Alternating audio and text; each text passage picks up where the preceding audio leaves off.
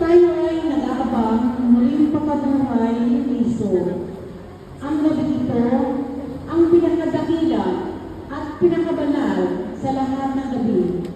Dahil ang muling pagkabuhay ni Kristo ang tumalo sa kamatayan at kasalanan.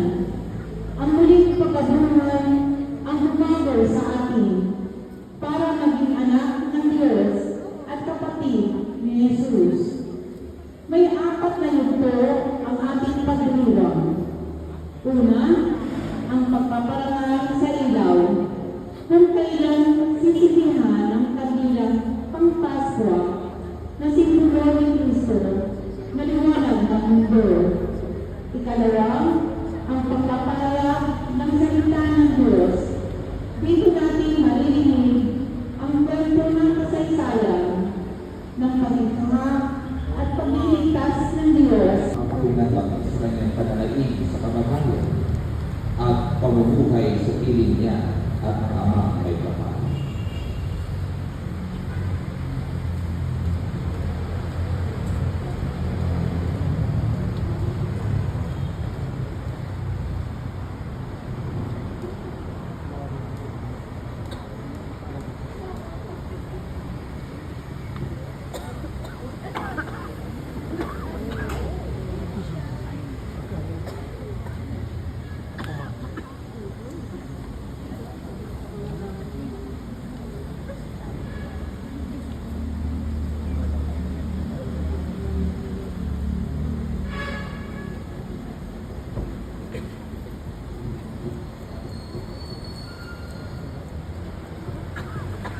Ang manaling makapangyarihan sa pamamagitan ng anak, kami yung dinudulutan ng dinas ng kaliwanagan.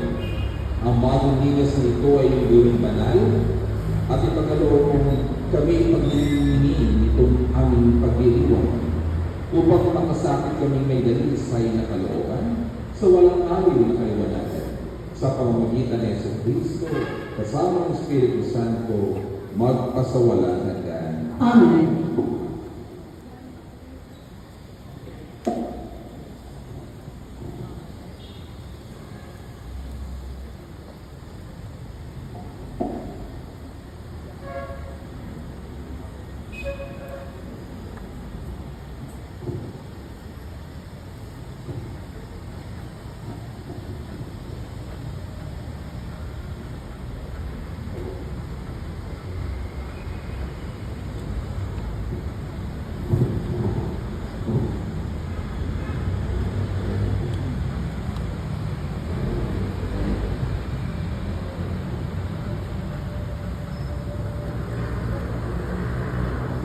Si Kristo ang nagmahal, noon bumayang hihilang, ngayon pa rin siya'y patnubay, si Kristo'y nabuhay, siya'y ating kaliwanagan.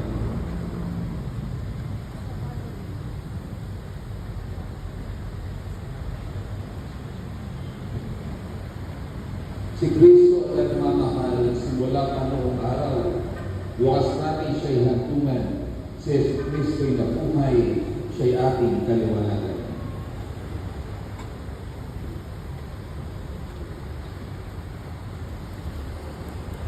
Si Kristo ang pinagmulan, alay sa isang ng tunay, siya'y ating pinanggagalingan. Si Yesu Kristo'y nabuhay, siya'y ating kaliwanagan.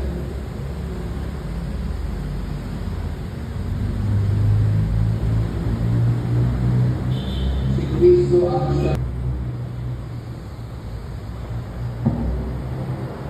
kay Kristo ay nagbibilang mga taong daan-daan. Hari siya ng kasaysayan. Si Yesu Kristo'y nabuhay, siya'y ating kaliwanagan. Kay Kristo ang narangalan ng lahat ng kapangyarihan. Panginoong dinarangal. Si Yesu Kristo'y nabuhay, siya'y ating kaliwanagan. Kay Kristo ang kapurihan ng buong sangkatauhan.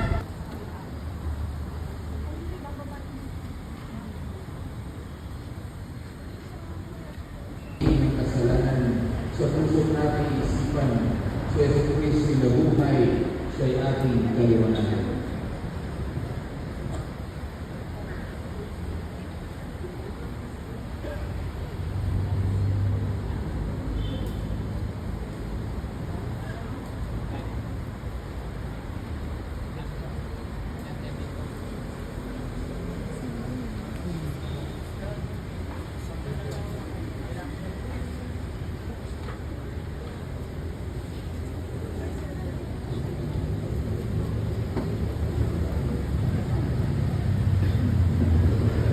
Si Kristo ang liwanag.